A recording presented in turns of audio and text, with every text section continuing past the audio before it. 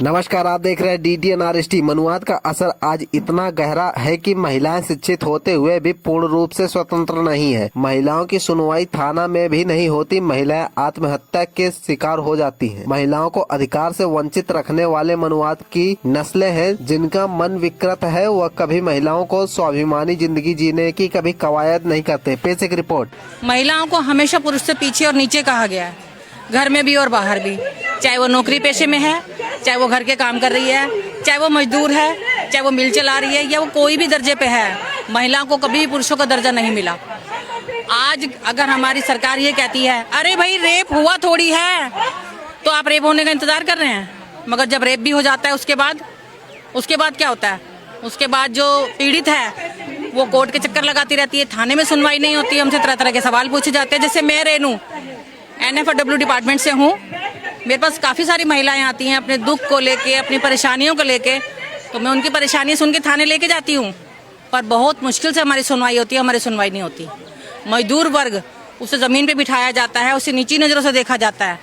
जो सरकारी कर्मचारी हैं, जो उच्च दर्जे के हैं, वो महिलाओं को गंदी नज़रों से देखते हैं। कभी भी उन महिलाओं को वो दर्जा मिला ही नहीं आज तक। तो हम उस दर्जे के लिए, ये नहीं है कि हमें दर्जा दे दो या हमें दर्जा चाहिए। के ठेकेदार हैं, धर्म के ठेकेदार हैं, वो तो महिलाओं को वस्तु समझते हैं ना, वो कहाँ बराबरी का हक देना चाहते हैं। वही बात है ना, कुछ राजनीति लोग, कुछ समाज के ठेकेदार, वो महिलाओं को हमेशा पैर की जूती समझते हैं। मगर अगर हम कुछ मांग रहे हैं तो ये हमारा हक है। आप दे नहीं रहे हो, हम छीन लेंगे। हम आज की महिलाएं हैं, हम लेना नहीं छीनना जानते हैं। हम उस पुरुष वर्ग को बता देंगे कि महिलाएं आज की तारीख में महिलाएं किसी के इस चीज़ से मजबूर नहीं कि कोई हमें कुछ दे दे। वो मेहनत करना जानती है, वो नौकरी करना जानती है, वो घर चलाना जानती है, वो बच्चे पालना जानती है, वो सरकार चलाना जानती है। आज महिलाएं कहाँ पहुँच गई हैं? आज अगर एक महिला पायलट है ना, फिर भी उसे नीचे नजर से देखा जाएगा। वो कौन सी महिलाएं जो मनुवाद जिंदाबाद, ब्राह्मणवाद जिंदाबाद? वो चंद महिलाएं ऐसी हैं जिन्हें पैसे दे दिया जाता है, रिश्वत दे दी जाती है, या जातिवाद के नाम पे उन्हें भड़काया जाता है। सोच का फर्क होता है ना, क्वालिफिकेशन का फर्क होता है। पढ़ी लिखी महिलाएं कभी भी ऐसा काम नहीं करेंगी। और जात पात को लेके ही महिलाओं का शोषण किया जाता है कि तुम चमार हो, तुम भंगी हो, तुम नीचे दर्जे की हो, तुम्हें सैलरी कम मिलेगी क्योंकि तुम अनुसूचित जाति की हो। क्यों भाई? जाति पाति समाज में आके बनी है, ईश्वर ने इंसान एक बनाया था। तो बस मैं सरकार से यही मेरी गुजारिश है कि जात पात इन सबको छोड़ दिया जाए, हटा दिया जाए, और महिलाओं को पुरुषों के बराबर का हक मिलना चाहिए। वरना महिलाएं अपना हक लेना अच्छे से जानती हैं। हमने देखा मनुवाद मुर्दाबाद, मनुवाद से आया, तो क्या महिलाओं के लिए बड़ा खतरा है मनुवाद? बिल्कुल खतरा है जी, हर चीज को लेके खतरा है। महिलाओं की जब सुनवाई नहीं होगी तो महिला क्या करेगी? सुसाइड करेंगी लड़कियां, मेट्रो के आगे कूद रही हैं लड़कियां। क्यों? क्योंकि उनकी सुनवाई नहीं हो रही। मनुवाद का अर्थ यही है। आज की महिलाएं घर में फांसियां लगा रही हैं, क्योंकि कहाँ जाएगी महिलाएं? सिर्फ थाने तक जा सकती है ना वो, और थाने में भी उसके साथ छेड़छाड़ होगी, थाने में भी उसकी सुनवाई नहीं होगी, उसकी कंप्लेंट को फेंक दिया जाएगा, उसे तरह तरह के गंदे सवाल पूछे जाएंगे। तो क्या करेगी महिलाएं? लोग कहते हैं महिलाएं घर से बाहर जाएंगी तो घर की इज्जत, ये दुनिया भर की बात है, भारतीय संस्कृति ये तो महिलाओं को दबाने का नया तरीका है कि महिलाएं बाहर जाएंगी तो बिगड़ जाएंगी। अरे भाई, महिलाएं कहाँ बाहर नहीं है? एक झाड़ू कर्मचारी से लेकर पायलट तक महिलाएं हैं, देश चला रही है महिलाएं।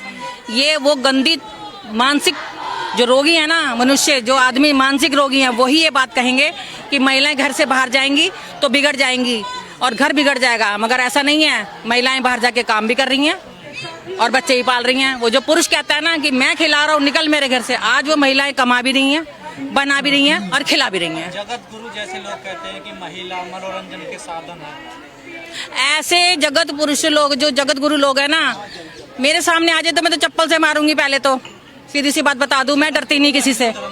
कोई भी हो, हिंदू हो या मुसलमान है, मैं जात पात को नहीं मानती, मैं सिर्फ इंसानियत को मानती हूँ। जो औरत के लिए ये बात बोलेगा तो मैं तो चप्पल से मारूंगी उसको, चाहे वो कोई भी होगा। मैं नहीं डरती, मरना एक बार है, सच्चाई के साथ मरूंगी, सच्चाई के साथ जीऊंगी। और मैं 12 साल में लड़कियों की शादी कर देनी चाहिए, ज्यादा उम्र हो जाती है तो फिर इधर उधर ऐसी गंदी भाषा। मैं आपको बोल रही हूँ ना, ये मानसिक रोगियों का काम है। ये मानसिक रोगी हैं, वो अपनी बेटी को भी इस नजर से देखेंगे, अरे शरीर बढ़ रहा है, जवान हो रही है, इसकी शादी कर दो। इसे पीरियड्स होने लगे हैं, अरे इसकी शादी कर दो, इसे बाहर मत निकालो। ये मानसिक रोगी हैं। मानसिक रोगी समाज के ठेकेदार हैं बस। हाँ, तो मैं क्या कर सकती हूँ इसमें? इन ठेकेदारों को तो मेरे हाथ में मिल जाए ना। मोदी जी अगर मुझे दे दें या योगी जी मुझे कह दें कि मैडम आप संभाल लो, तो मैं आपको बता देती हूँ कि आधा कचरा तो मैं अकेली साफ कर दूंगी। जो संविधान महिलाओं को आज़ादी, बराबरी, समानता देता है, उस संविधान को खत्म करने की बात होती है। और जो मनुस्मृति महिलाओं को गुलाम बनाता है, उस मनुस्मृति को लागू करने की बात हो रही है देश में। देखो ये बात मैं मानती हूँ, हाँ, यहाँ भी वही बात आती है महिलाओं की। अभी एक महिला जाती है थाने के अंदर कि जी मेरे साथ उसने हरासमेंट करी, मेरा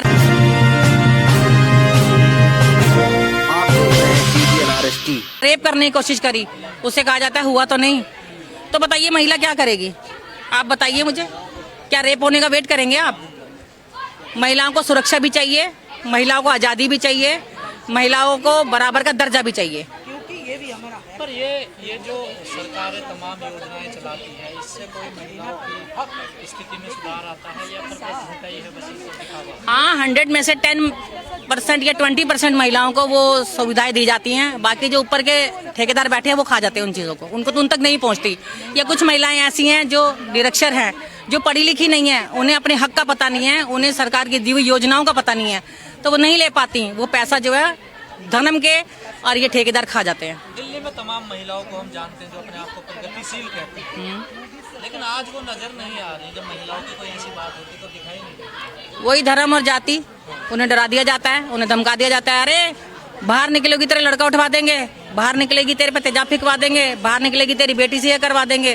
तो एक महिला क्या करेगी? अगर पुलिस वाले उसे संतावना देते हैं और साथ में उसकी शिकायत दर्ज करके बोलते हैं मैडम आप घर से निकलो, हम बैठे हैं आपके लिए, तो कोई भी महिला घर में छुप के नहीं बैठेगी। महिला भी तो इंसान होती है ना, रोबोट थोड़ी होती है।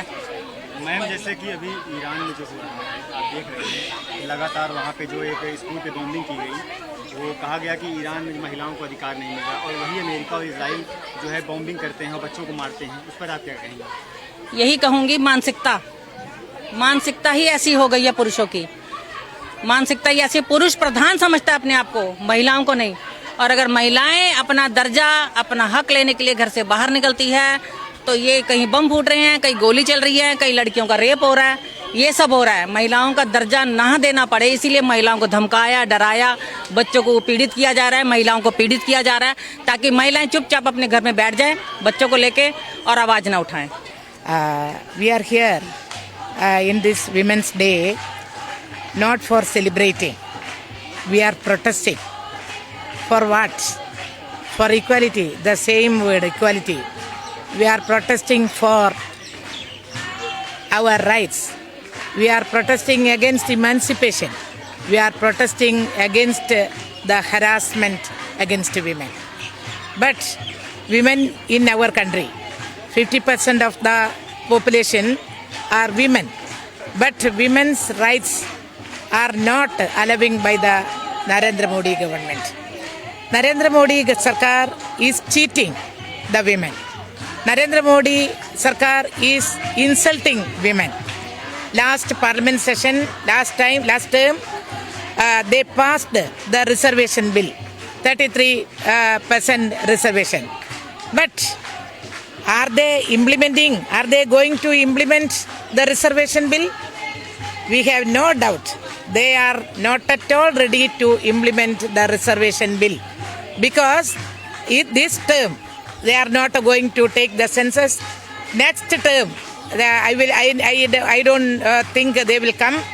That time also, the bourgeois government is not at all ready to give women their rights. The humanitarian consideration they are not ready to give. Women are very much unsatisfied. They are not satisfied. But why? They are facing so many issues. But these type of issues that the women facing, the government is not at all ready to take. But they are creating so many problems. So we are raising for parity. We are raising the voice for equality. We are raising against the discrimination. But we are requesting the government, please, you speak about the women. Beti padhao, beti bachao. They are saying, but the Betiyam in India, what are they facing? sexually harassment, and they are not able to go to school.